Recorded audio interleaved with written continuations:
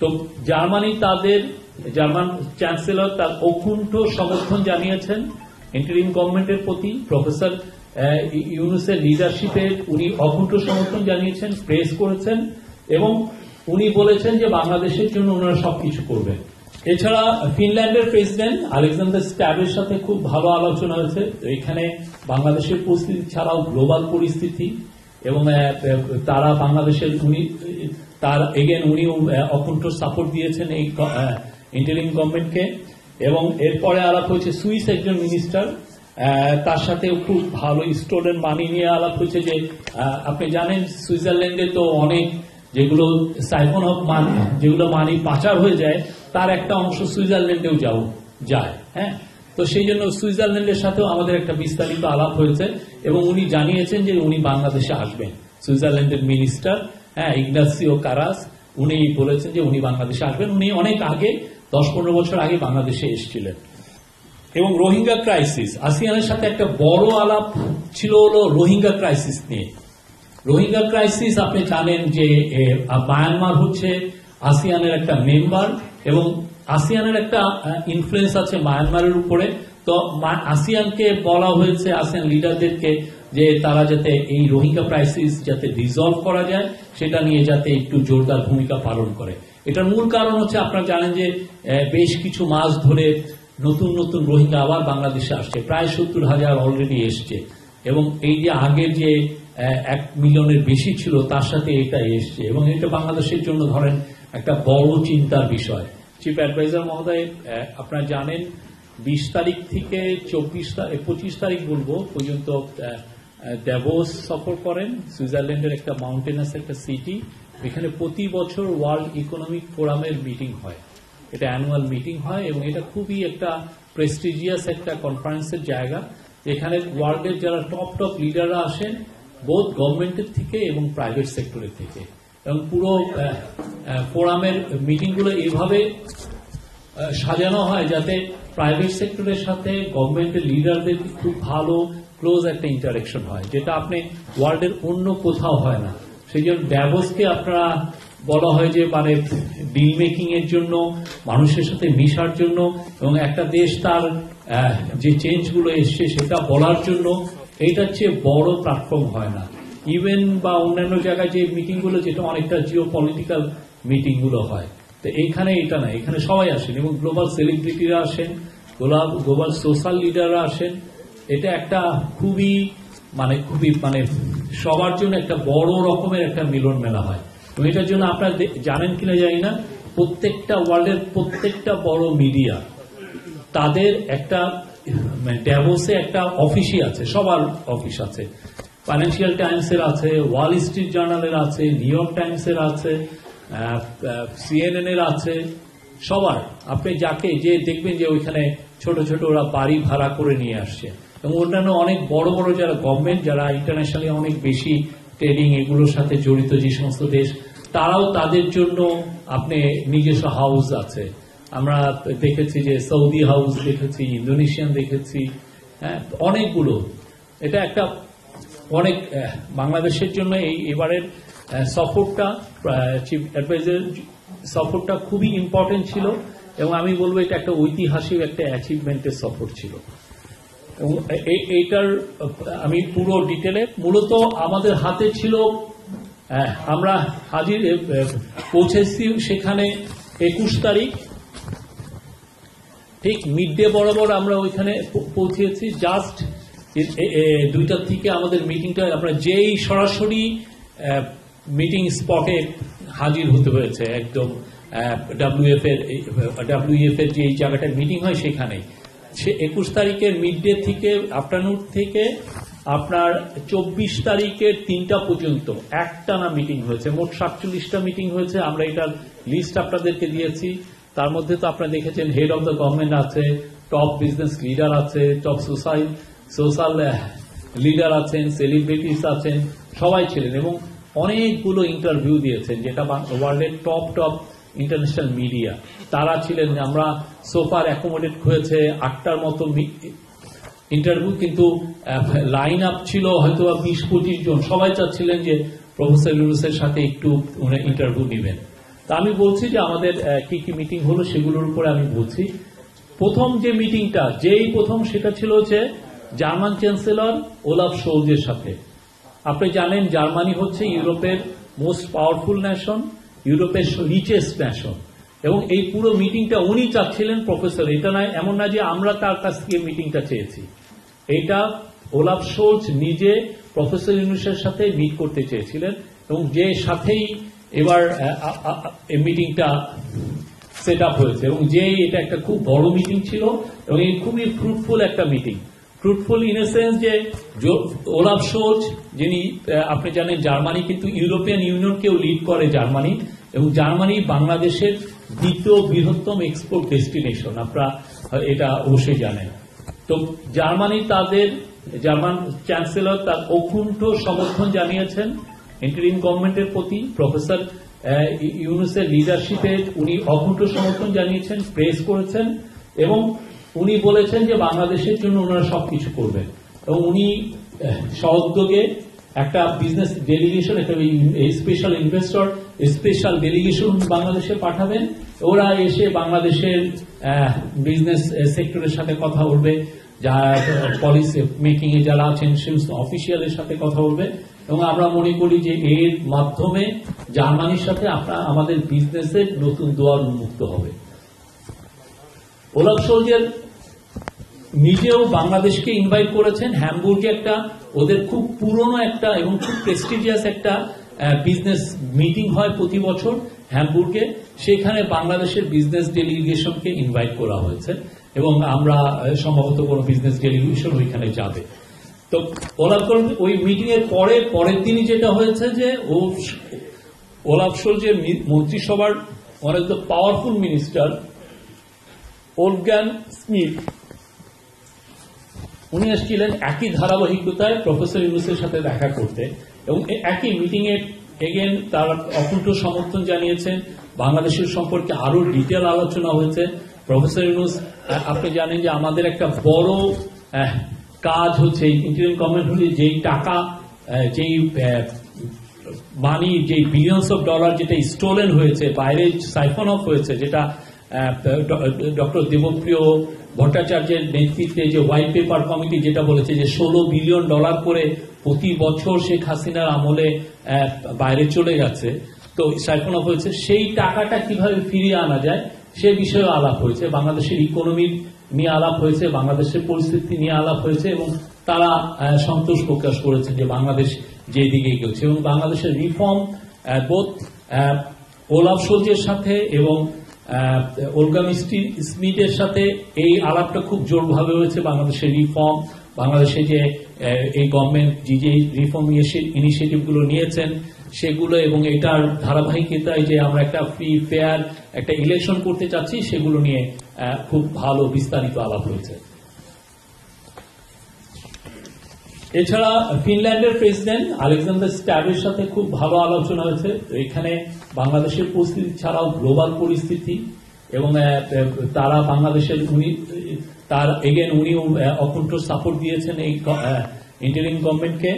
এবং এরপরে আলাপ হয়েছে সুইস একজন মিনিস্টার, তার সাথে খুব ভালো স্টুডেন্ট মানি নিয়ে আলাপ হয়েছে। যে আপনি জানেন সুইজারল্যান্ডে তো অনেক যেগুলো সাইফন অফ মানি, যেগুলো মানি পাচার হয়ে যায়, তার একটা অংশ সুইজারল্যান্ডেও যায়। হ্যাঁ, তো সেই জন্য সুইজারল্যান্ডের সাথেও আমাদের একটা বিস্তারিত আলাপ হয়েছে, এবং উনি জানিয়েছেন যে উনি বাংলাদেশে আসবেন।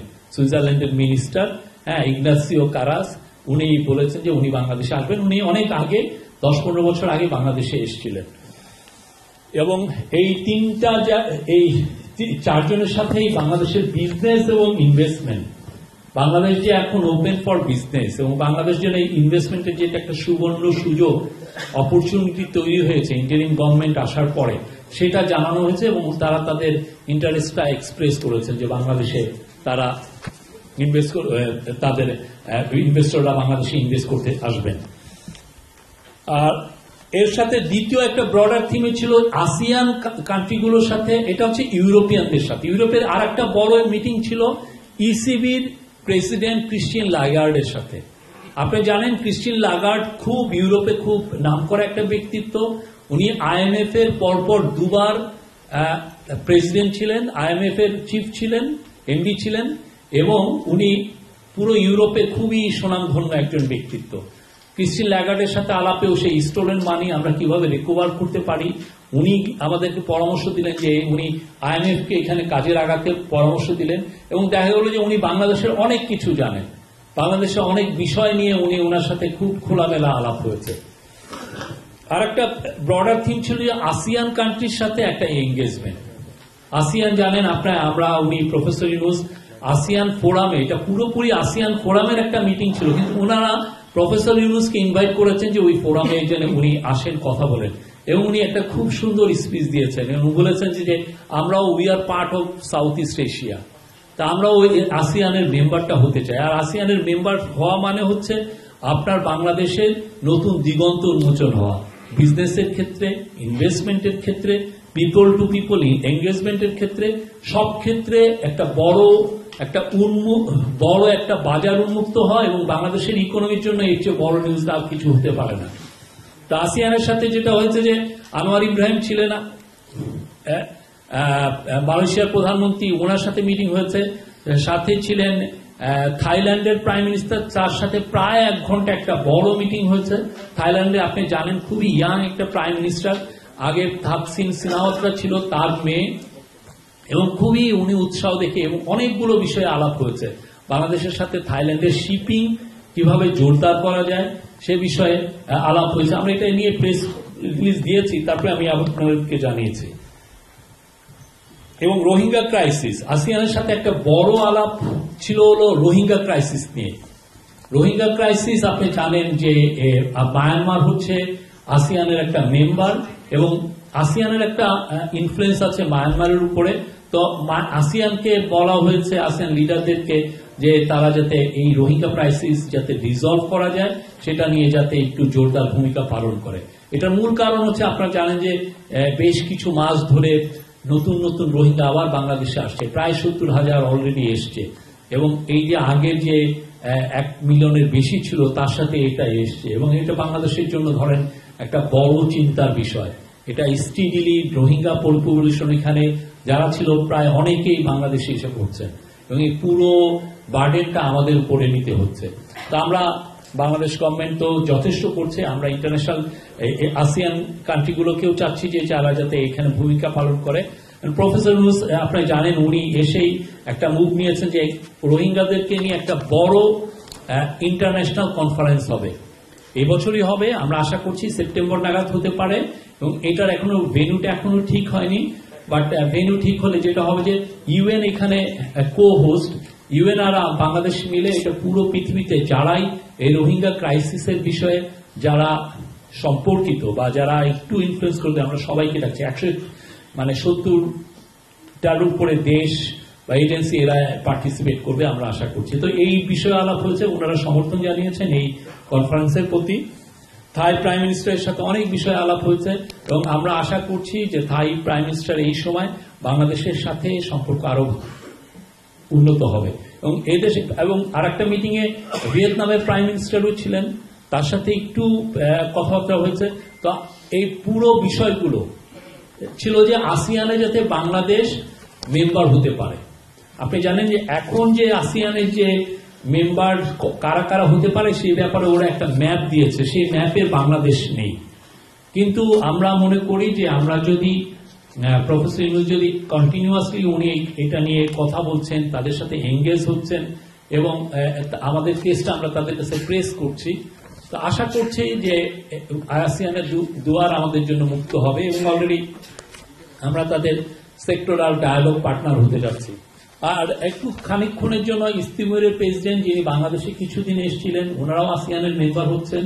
তো ওই ইস্তিমরের প্রেসিডেন্ট হোসেন আহমদ সৌদার সাথে একটু মিটিং হয়েছে।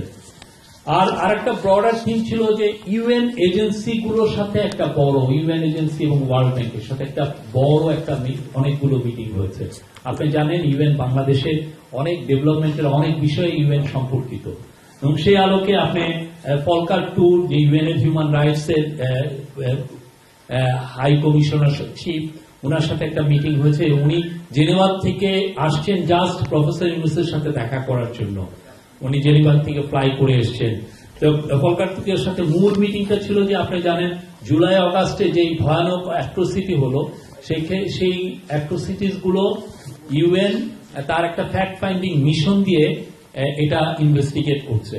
তো আশা করা হচ্ছে যে ইউএন আমাদের কাছে খুব শীঘ্রই তাদের এই ফ্যাক্ট ফাইন্ডিং মিশনের রিপোর্টটা দিবে এবং এই রিপোর্ট ইউএন ইনভেস্টিগেশনটা পুরোপুরি ইন্ডিপেন্ডেন্ট, এখানে কারো কোনো ইনফ্লুয়েন্স নাই।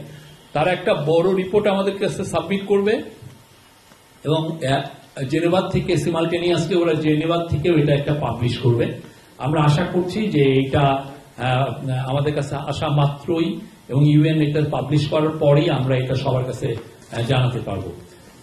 আর ইউএন ডাব্লিউটিও চিফের সাথে এনগোজি ইউএলা উনার সাথে ডক্টর এনগোজির সাথে কথা হয়েছে এবং ডক্টর এনগোজি খুব দুইটা ইম্পর্টেন্ট জিনিস আমাদেরকে জানিয়েছেন।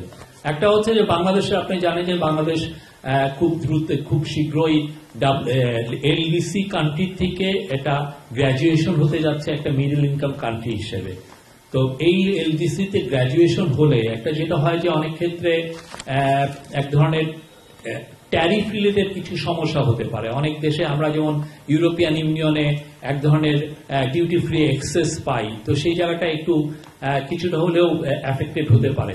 তো সেই জায়গাটা চিন্তা করে আমরা এই ইন্টারিম গভর্নমেন্ট কাজ করছে যে কিভাবে গ্র্যাজুয়েশনটা করা যায়, এটাকে এখনই করতে হবে নাকি আমরা একটু ডিলে করব, এই পুরো সিনারিও গুলো চিন্তা করা হচ্ছে এবং এটা নিয়ে একটা ভালোভাবে কাজ হচ্ছে ক্যাবিনেটের তরফ থেকে। তো ডক্টর এনগোজি বলেছেন যে বাংলাদেশের যাতে ডাব্লিউটিওতে এলডিসির থেকে যাতে গ্র্যাজুয়েশনটা স্মুথ হয় সেই ব্যাপারে ওনারাও কাজ করছেন এবং ওনারা আমাদের হয়ে কাজ করছেন। এই বিষয়ে তারা প্রত্যেকটা মানে যাদের সাথে কথা বলতে হয় তারা বাংলাদেশের হয়ে কথা বলবেন। এটা খুব একটা ইম্পর্টেন্ট মেসেজ ছিল। এবং সেকেন্ড মেসেজ হচ্ছে যে আপনি জানেন যে গ্লোবালি এক ধরনের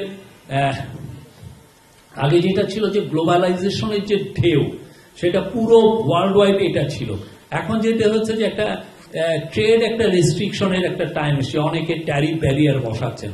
তো সেই জায়গায় যেটা হচ্ছে যে অনেকে ধরে না আগে যেটা ছিল যে যেই দেশ সবচেয়ে কম মূল্যে করবে সেই দিকে মানুষ যেত যে এটা পণ্য উৎপন্ন করছে। এখন যে সেই অনুযায়ী অনেকে চায়নায় অনেক ইনভেস্টমেন্ট ছিল। তো ডক্টর এনগোজি বলেছেন যে এই যে গ্লোবাল যে ডিসেন্ট্রালাইজেশন হচ্ছে এই ম্যানুফ্যাকচারিং, সেই ক্ষেত্রে যাতে একটা বড় সাপ্লাই চেন বাংলাদেশে আসতে পারে সেই জন্য উনি কাজ করছেন। উনি পার্সুয়েট করছেন বড় বিজনেসদেরকে যাতে তারা তাদের বিজনেসগুলো ম্যানুফ্যাকচারিং ইউনিটগুলো বাংলাদেশে এসে রিলোকেট করেন। এবং এটা নিয়ে প্রফেসর ইউনূস এটা নিয়ে বারবার বলেছেন এবং উনি অনেক জায়গায় এটা সেই ইউএন এর থেকে উনি কিন্তু এই কথা বারবার বলছেন যে আমাদের 171 মিলিয়ন জনগণ এবং তারা খুব স্কিল লেবার এবং তারা ওয়ার্ল্ডের খুব যে কোনো পণ্য বানাতে পারে।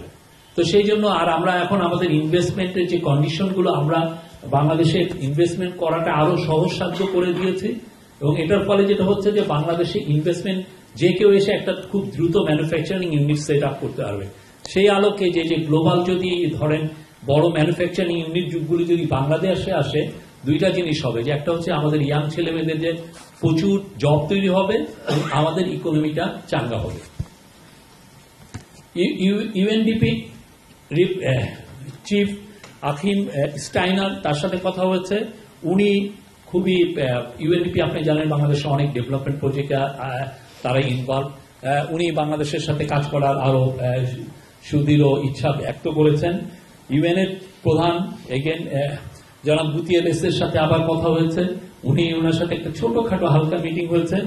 এবং আর একটা যেটা হচ্ছে যে ওয়ার্ল্ড ব্যাংকের এমডি ছিলেন, এটা যদিও এটা ইউএন এর প্রতিষ্ঠান না বাট এটা একটা মাল্টিল্যাটারাল এজেন্সি। ওয়ার্ল্ড ব্যাংকের একজন ম্যানেজিং ডিরেক্টর উনি আসছিলেন দেখা করতে এবং এসে বলেছে যে তোমাদের কি কি সাপোর্ট লাগবে আমাদেরকে বলবা। তাই উনি একই রকমের আনবিয়ার্ড উনি বাংলাদেশের অকুণ্ঠ সমর্থন দিয়েছেন। এর আগে যখন প্রফেসর ইউনূস নিউ ইয়র্কে গিয়েছিলেন তখন ওয়ার্ল্ড ব্যাংকের প্রেসিডেন্ট তার সাথে দেখা করতে এসেছিলেন। এবারও ওয়ার্ল্ড ব্যাংকের এমডি নিজে তার একটা মানে এত টাইট শিডিউলের মধ্যে প্রফেসর ইউনূসের থেকে একটু সময় চেয়ে নিয়েছেন, নিয়ে তার সাথে ওটা ওদের ইন্টারেস্টে মিটিংটা হয়েছে। আর এগুলো অনেকগুলো মিটিং এর মূল থিম একটা, সেটা হচ্ছে যে স্টোলেন মানি কিভাবে রিকভারি করা যায়।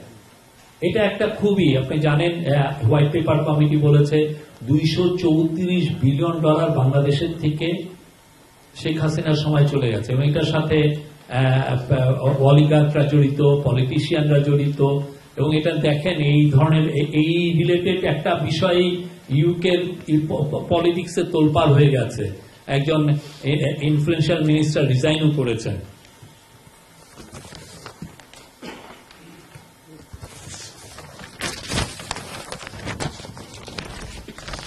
তারপরে তৃতীয় একটা ব্রডার থিম ছিল যে অনেকগুলো বড় বড় বিজনেস প্রতিষ্ঠানের সিইও প্রফেসর ইউনূসের সাথে মিট করতে, এটা ওনাদের ইচ্ছাতে ওনারা লাইন আপ করেছেন যে ওনার সাথে মিট করবেন। এবং তাদের মধ্যে যারা ছিলেন আমি বলি, ডিপি ওয়ার্ল্ডের সিইও, ডিপি ওয়ার্ল্ড আপনি জানেন ওয়ার্ল্ডের লার্জেস্ট পোর্ট ম্যানেজমেন্ট কোম্পানি।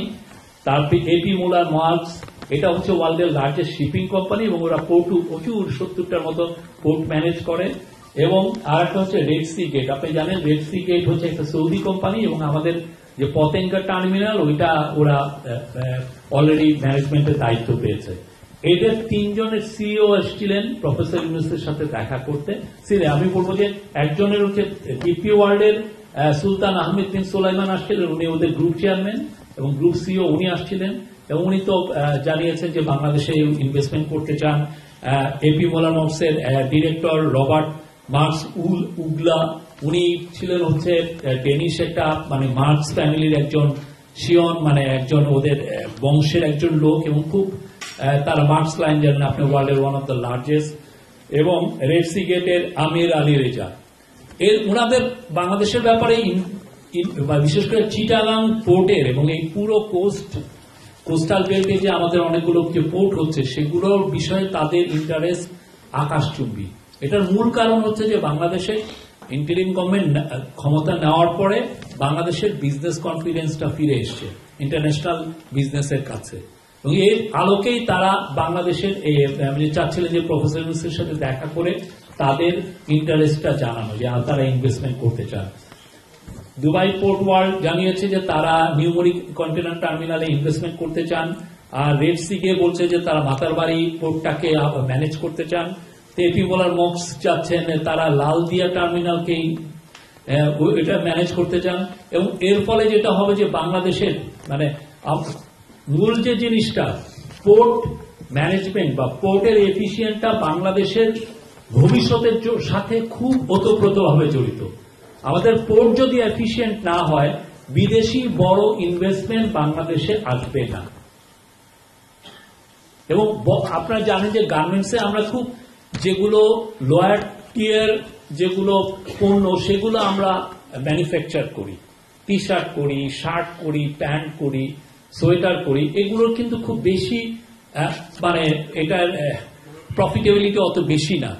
কিন্তু যদি আপনার পোর্ট যদি এফিসিয়েন্ট হয় এবং খুব দ্রুত যদি আমরা আমাদের পণ্যগুলো বিদেশে পাঠাতে পারি, তাহলে যেতে হয় যে বড় বড় ওয়ার্ল্ডের বড় বড় ব্র্যান্ডস, বড় বড় রিটেলার তারা বাংলাদেশে এসে ইনভেস্ট করবে, কারণ ওরা চায় যে যেগুলো হাই এন্ড আইটেম সেগুলো হয় কি তারা চায় যে 15-20 দিনের মধ্যে ডেলিভারিটা চায়, 1 মাসটা। এবং এটার জন্য কিছুদিন আগে এই একই কথা বলে গেছেন হচ্ছে ইয়াংওয়ান হচ্ছে বাংলাদেশের থেকে লার্জেস্ট এক্সপোর্টার, বাংলাদেশ থেকে গার্মেন্টস এর লার্জেস্ট কোরিয়ান ইয়াংওয়ানের কিহাক সোনু বলে গেছেন যে পোর্ট এফিসিয়েন্সি বাড়ানো ছাড়া বাংলাদেশের থেকে হাই এন্ডের এক্সপোর্ট আইটেম করাটা ইম্পসিবল অলমোস্ট।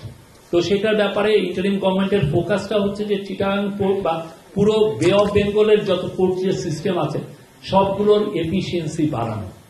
তো সেই আলোকে এনারা 3 জন আসছেন এবং এদের কনফিডেন্সটা বাংলাদেশের উপরে আছে, এবং বাংলাদেশ আমরা আশা করছি সামনে বাংলাদেশের যদি পোর্ট এফিসিয়েন্সি বাড়ানো যায়। এবং ওরা একটাও বলেছেন যে ওরা গ্রিনফিল্ড টেকনোলজি নিয়ে আসতে চান, মানে যাতে কার্বন ইমিশনটা খুবই কম হবে এবং এফিসিয়েন্সি খুব ভালো হবে। এবং ওনারা কাস্টমস এর ব্যাপারেও খুব যুগান্তকারী কিছু সফটওয়্যার আনতে চান, যার ফলে কাস্টমস ম্যানেজমেন্ট এমন ভাবে হবে যাতে পিপল টু পিপল কোনো ইন্টারাকশনই হয় না, পুরোটাই আপনি কম্পিউটারাইজ হবে। আপনি নিজে আপনার পণ্য পাঠালেন, ওদিক দিয়ে আরেকজন নিয়ে নিল। এখানে এসে কোনো লোকের সাথে দেখা করতে হবে, আর লোকের সাথে দেখা করা মানেই হচ্ছে ধরেন কিক ব্যাকের অপরচুনিটি তৈরি হয়, ব্রাইবিং এর অপরচুনিটি তৈরি হয়। তো সেই জায়গাটা আমরা ইন্টারিম গভর্নমেন্ট চাচ্ছে যে এই জায়গাটা যাতে পুরোপুরি ডিজিটাইজেশনটা হয়। আর এছাড়া টেলিনর এবং ভিয়ন, যারা বাংলাদেশে, টেলিনর তো আপনি জানেন যে গ্রামীণ ফোনের মূল ইনভেস্টর, ভিয়ন হচ্ছে বাংলালিংকের ওনার, তাদের সিও প্রফেসর ইউনুসের সাথে দেখা করেছেন। রে ডালিও, উনি একটা বড় হেড ফান্ড ম্যানেজার, ওনার খুব ইনভেস্টমেন্টের উপরে বড় বই আছে, ওনার খুবই আমেরিকান বড় বিলিয়নিয়ার, উনি এসেছিলেন প্রফেসর ইউনুসের সাথে দেখা করতে। এবং উনি বলেছেন যে ট্রাম্প নিয়ে যে অনেক আলোচনা হচ্ছে, উনি বলেন যে এইটার ঢেউ বাংলাদেশ বা এই সমস্ত জায়গায় তেমন একটা পড়বে না। মেটার গ্লোবাল পলিসি চিফ নিক ক্লেগ এর সাথে একটা খুব ফ্রুটফুল একটা মিটিং হয়েছে। মেটা জানেন আপনি যে মেটা হচ্ছে ফেসবুকের ওনিং কোম্পানি, এবং ফেসবুকের চিফ কিছুদিন আগে মার্ক জুকারবার্গ বলেছেন যে ইউএসএ তারা মেটা যে ফ্যাক্ট চেকিংটা করে এবং ওদের প্ল্যাটফর্ম ইউজ করে যারা প্রতিদিন মিথ্যা নিউজ দেয়, সেটাকে ওরা কিছু কিছু ফ্যাক্ট চেকিং এর মাধ্যমে এটাকে ওরা ক্লিন আপ করে। তো এই ফ্যাক্ট চেকিং সার্ভিসটা ওরা ইউএসএ তে আর রাখবে না। তো এই জন্য আমাদের আশঙ্কা ছিল যে বাংলাদেশে আপনি জানেন পতিত স্বৈরাচারের যে বটগুলো যেই পরিমাণ প্রতিদিন ফেসবুকে মিথ্যা নিউজ দেয়, তো এইটাকে কিভাবে ক্লিন আপ করা যায়, এটা একটা বড় আমাদের একটা কনসার্ন। তো সেইটার জন্য মেটার নিক ক্লেগের সাথে আলাপ হয়েছে, স্যার সরাসরি বলেছেন যে ইউএস এর এটা কি বাংলাদেশে এফেক্টেড হবে কিনা। তো সেক্ষেত্রে উনি মেটার চিফ বলেছেন যে না, ইউএস ওইটা শুধুমাত্র ইউএসএই সম্পর্কিত, বাংলাদেশে এটার কোনো ইম্প্যাক্ট পড়বে না। বাংলাদেশের মেটা তাদের ফ্যাক্ট চেকিংটা বরঞ্চ আরো বাড়াবে। উনি যে শব্দটা বলেছেন স্কেল আপ করবে এটা। এটার ফলে যেটা হচ্ছে যে যারা ফেসবুকের মাধ্যমে মিথ্যা তথ্য ছড়ান, যারা আজে বাজে প্রচুর ফেসবুকের মাধ্যমে বুলিং করেন, এগুলোর ব্যাপারে তারা মেজার নেবেন। এটা এই বিষয়ে খুব বাংলাদেশে আমরা এটা নিয়ে আপনাদের একটা প্রেস রিলিজও দিয়েছি। এটা আর নিক ক্লেগ, স্যার নিক ক্লেগ আপনারা জানেন যে ইউকের একজন খুব ইনফ্লুয়েন্সিয়াল পলিটিশিয়ান ছিলেন। ইউকের উনি ডেপুটি প্রাইম মিনিস্টার ছিলেন, লিবারেল ডেমোক্রেটিক পার্টির প্রধান ছিলেন। তো ওনার সাথে মিটিংটা খুব ফ্রুটফুল ছিল, এবং উনি বলেছেন যে বাংলাদেশের ব্যাপারে তাদের একটা স্পেশাল অ্যাটেনশন থাকবে, এবং বাংলাদেশে তারা যারা যারা ফ্যাক্ট চেক করছেন তাদের থার্ড পার্টি ফ্যাক্ট চেক সেটা ওরা আরো বাড়াবে। খুব ইম্পর্টেন্ট বিষয় ছিল সেটা হচ্ছে যে কঙ্গোর আপনি জানেন যে একটা খুব বড় ফরেস্ট, ওয়ার্ল্ডের ওয়ান অফ দ্য লার্জেস্ট কঙ্গের ফরেস্ট নিয়ে আপনারা সবাই পড়াশোনা করে জানেন। ওইখানে একটা বিরুঙ্গা রিজার্ভ ফরেস্ট আছে, এটা খুব মানে পুরো ইউকে যে মানে ইউনাইটেড কিংডমের সেটা দ্বিগুণ। তো সেই জায়গায় একটা স্যারের যিনি আইডিয়া, প্রফেসর ইউনুসের যে আইডিয়া মাইক্রো ক্রেডিট, এটা নিয়ে এই কঙ্গোর এই রিজার্ভ ফরেস্টটাকে কিভাবে কনজার্ভ করা যায়, এটা যাতে ডিস্ট্রয় না হয়ে যায়। এটা আপনি জানেন কঙ্গোতে অনেক বছর ধরে 2 দশকের বেশি সময় ধরে সেখানে সিভিল ওয়ার চলছে, এবং ওয়ার্ল্ডের এটা বলা হয় যে সবচাইতে ভয়ঙ্করতম ডেডলিয়েস্ট সিভিল ওয়ার। যেখানে সিভিল ওয়ার কি বলবো, ওইখানে অনেকগুলো রেবেল গ্রুপ আছে, অনেক ধরনের সমস্যা আছে। সেই জায়গায় 60 লক্ষ লোক মারা গেছে। তো এখানে পিস অ্যান্ড স্ট্যাবিলিটিটা কঙ্গোকে আনা, এটা একটা গ্লোবাল কমিউনিটির একটা বড় কনসার্ন। তো সেই আলোকে বেলজিয়ামের একজন প্রিন্স আছেন ইমানুয়েল ডি মেরোর, উনি এখানে কাজ করছেন। তো উনি ওইখানে কাজ করার ফাঁকে উনি প্রফেসর ইউনুসের সাথে কয়েক বছর আগে দেখা করেছিলেন। ওনাকে বলেছেন যে আপনার আইডিয়া যদি থাকে আমরা এখানে কিভাবে আর পিস অ্যান্ড স্ট্যাবিলিটি আনতে পারবো। তো সেই আলোকে প্রফেসর ইউনুসের থেকে মানে উনি মাইক্রো ক্রেডিট যেটা এই বাংলাদেশের গ্রামীণ ব্যাংক চালু করেছেন, প্রফেসর ইউনুস চালু করেছেন, সেটা দ্বারা ইন্সপায়ার্ড হয়ে কংগ্রের ওই বিরুঙ্গা ফরেস্টে ওনারা এটা ইন্ট্রোডিউস করেছেন, এবং উনি একটা মানে অসম্ভব ভালো একটা রেজাল্ট পেয়েছেন। তো এইটার কারণে দেখা যাচ্ছে যে ওর কারণে এই মাইক্রো ক্রেডিট ইন্ট্রোডিউস করার কারণে ওইখানে 21,000 জব তৈরি হয়েছে, এবং তার একটা বড় অংশ 11% এটা হচ্ছে যারা রেবেল সোলজার ছিল, যারা হানাহানিতে জড়িত ছিল, তারা এসে এটা যেহেতু মাইক্রো ক্রেডিট প্রোগ্রামটা এক্সপান্ড করছে, সেই এটা তারা তাদেরকে আস্তে আস্তে ফর্মাল কম্পিটেন্স গুলো এখানে জয়েন করেছে এবং এটার ফলে যেটা হয়েছে যে কনজারভেশন এফার্টটা আরো বৃদ্ধি পেয়েছে এবং এটা কিছু কিছু জায়গায় পিস অ্যান্ড স্ট্যাবিলিটি এসছে। সেটা নিয়ে সিরিজ আকারে WEF এ মিটিং হয়েছে এই যে এই এফার্ট গুলো নিয়ে। এটার মূল উদ্যোক্তা নিয়েছিলেন মিটিংটার বেলজিয়ামের কিং ফিলিপ। উনি এটার মূল উদ্যোক্তা করেছেন। কিং ফিলিপ প্রফেসর ইউনুসের সাথে নিজে এসে দেখা করেছেন এবং উনি অনুরোধ করেছেন যাতে উনি আর ইমানুয়েল মেয়রের জন্য ওনার সাথে আবার একবার দেখা করতে পারে। সেটা আর একটা মিটিং হয়েছে এবং পরবর্তীতে এটা আরো বড় আকার একটা মিটিং হয়েছে যেখানে কঙ্গোর প্রেসিডেন্ট ফেলিক্স সিসেকেদি ছিলেন, জন কেরি আপনি জানেন ইউএস এর ফরমার ক্লাইমেট চেঞ্জের উপর ওদের এনভয়, উনি ছিলেন অ্যাম্বাসেডর এবং জন কেরি তো আপনি জানেন একজন খুবই ইনফ্লুয়েন্সিয়াল সিনেটর ছিলেন, ইউএস এর সেক্রেটারি অফ স্টেট মানে ওদের ফরেন মিনিস্টার ছিলেন, উনি ছিলেন, কয়েকজন মিনিস্টার ছিলেন, কিং ফিলিপ ছিলেন এবং প্রিন্স ইমানুয়েল ডি মেরোর ছিলেন। সবাই মিলে এটা নিয়ে একটা বড় মিটিং হয়েছে এবং এখানে প্রফেসর ইউনুসকে তারা ইনভাইট করেছেন, উনি ওইখানে গিয়েছেন এই বিষয়ে তার মতামত গুলো দিতে। এবং আশা করা যায় যে এটা যদি এক্সপান্ডেড হয় এই যে মাইক্রো ক্রেডিট প্রোগ্রাম, তাহলে ওই কঙ্গোর যে রিজার্ভ ফরেস্ট বিরঙ্গা এটা রক্ষা পাবে এবং এখানে কিছুটা হলে পিস অ্যান্ড স্ট্যাবিলিটি ফিরবে।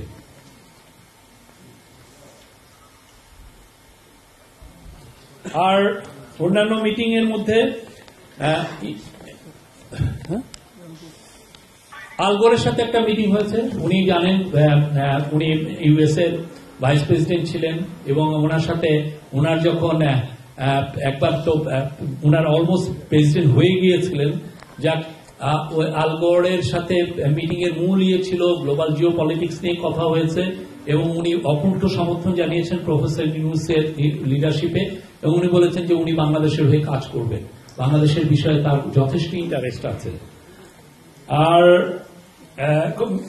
মিটিং হচ্ছে অ্যাগনেস ক্যালামার্ট, উনি সেক্রেটারি জেনারেল অ্যামনেস্টি ইন্টারন্যাশনালের, ওনার সাথে একটা বড় মিটিং হয়েছে। উনি বাংলাদেশের আমরা যে ন্যাশনাল হিউম্যান রাইটস কমিশন, এটা যে গভর্নমেন্টের স্টেটের এটার পুনর্গঠন নিয়ে উনি ডিসকাশন হয়েছে। রোহিঙ্গা ইস্যু আপনি জানেন, রোহিঙ্গা ইস্যু আমি একটু আগেই বলেছি যেটা আবার গ্লোবালি যথেষ্ট মানে প্রফেসর ইউনুস চাচ্ছেন যাতে এই ইস্যুটা গ্লোবালি এটা আবার জন্য ডিসকাস হয়, গ্লোবাল ফোকাসে যাতে আসে এবং গ্লোবাল ম্যাপের এই যে এত আলোচনা অন্যান্য অনেক এটা যাতে ওয়ান অফ দ্য টপ একটা ইস্যু হিসেবে ইমার্জ করে সেটা নিয়ে আলাপ হয়েছে এবং এনফোর্স ডিসঅ্যাপিয়ারেন্স নিয়ে খুব বড় আলাপ হয়েছে। আপনি জানেন ইন্টারন্যাশনাল হিউম্যান রাইটস গ্রুপগুলো এনফোর্স ডিসঅ্যাপিয়ারেন্স নিয়ে ভয়ঙ্কর খুবই চিন্তিত ছিলেন এবং ওইটার আলোকে যে র্যাবের উপরে যে একটা ইউএসএ যে আপনি জানেন স্যাংশন ইম্পোজ করেছিল সেটা 2021 সালের 10ই ডিসেম্বর, এটা মূলত ছিল এনফোর্স ডিসঅ্যাপিয়ারেন্সের জন্য।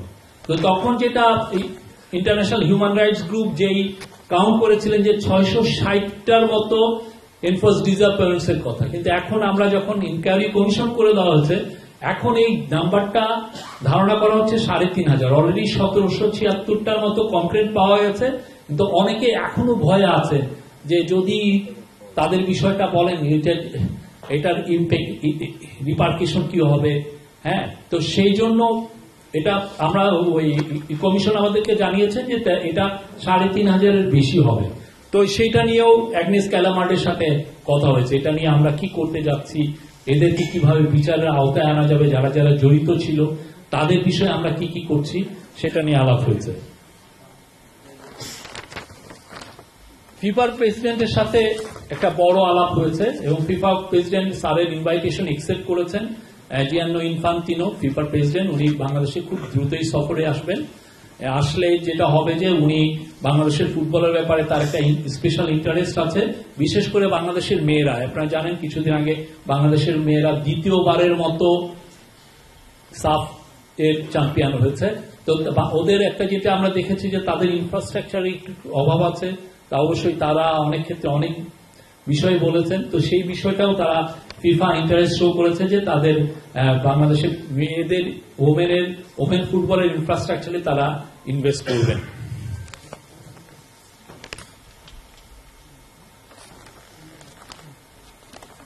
আরেকটা হচ্ছে অনেকগুলো ইন্টারভিউ দিয়েছেন সেখানে, এবং বেশিরভাগই ইন্টারভিউর ইন্টারেস্টটা ছিল যে গ্লোবাল যারা বিজনেস এবং ফিনান্সিয়াল যারা টপ নিউজ পেপার বা ম্যাগাজিন, তাদের ইন্টারেস্টের একদম কেন্দ্রবিন্দুতে প্রফেসর ইউনূস ছিলেন।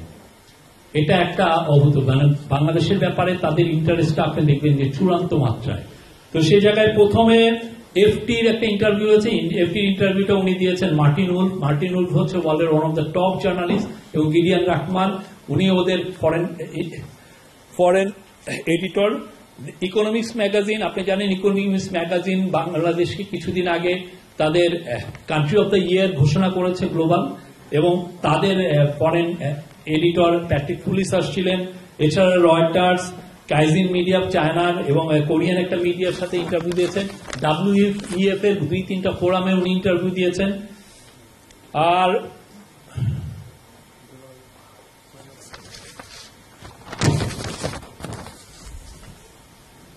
এছাড়া সোশ্যাল ইভেন্টে উনি অনেকগুলো ছিলেন। আপনার WEF এর একটা ফোরামে উনি কথা বলেছেন, যেটা কি ফোরাম ছিল, যে WEF এর যিনি চিফ ক্লাউস শোয়াব, উনি হচ্ছেন এটা গত 25 বছর ধরে এটা অর্গানাইজ করেন, এটাকে ওয়ার্ল্ডের নাম্বার 1 ইভেন্ট বানিয়েছেন। ক্লাউস শোয়াব ওনাকে নিজে, প্রফেসর ইউনূসকে উনি একটা ইন্টারভিউ নিয়েছেন, ওইটা আমরা ডাইরেক্ট টেলিকাস্ট করেছি, এটা আপনারা দেখেছেন। তো ওইখানে এটা ওনার যে ড্যাভোসে যে প্রফেসর ইউনূসের যে মর্যাদা কি, সেটার একটা আপনি রিফ্লেকশন এই ইন্টারভিউতে আপনারা দেখেছেন। উনি environment, climate change, social entrepreneurship এবং অন্যান্য সোশ্যাল ইভেন্টে উনি কথা বলেছেন। উনি মিউনিক সিকিউরিটি কনফারেন্সের চিফ অ্যাম্বাসেডর হাউজেন এসেছিলেন, তাকে ইনভাইট করতে। মিউনিক সিকিউরিটি কনফারেন্স ওয়ার্ল্ডের top security related top conference, সেখানে ওনার ইনভাইটেশন দেওয়া হয়েছে, স্যার এখনো জানাননি এই বিষয়ে। তারপরে দুবাইয়ের যিনি আমির শেখ রশিদ বিন মাকতুম, তার মেয়ে শেখ লতিফা আসছিলেন স্যারের সাথে দেখা করতে, উনি ইনভাইটেশন দিয়েছেন। ওয়ার্ল্ড গভর্নমেন্ট সামিট, এটা আগামী মাসে হবে দুবাইতে, এবং আশা করা যাচ্ছে স্যার হয়তো ওইখানে যাবেন। এবং সেই দুবাই ওনাদের সাথে ইনভেস্টমেন্ট এবং বিজনেস এর বিষয়ে আলাপ হয়েছে, এবং বাংলাদেশের ব্যুরোক্রেটদের ট্রেনিং এর বিষয়ে আলাপ হয়েছে। উনি কনক্লুডিং ডিনারে, যেটা শেষ দিনে যেটা ডিনারে, সেটা উনি গেস্ট অফ অনার ছিলেন, এবং সেখানে গ্লোবাল যারা এন্টারপ্রেনার যাদেরকে ওইখানে উনি নিজে, he was the one person, he was one of the person who gave awards to the global entrepreneur. এই ছিল, আরো অনেক ইভেন্ট ছিল, এবং আরো অনেক ইন্টারেস্ট ছিল ওনার সাথে দেখা করার। কিন্তু আপনি জানেন 3 দিনে 47টা ইভেন্ট, অনেক ইভেন্ট ছিল। Thank you.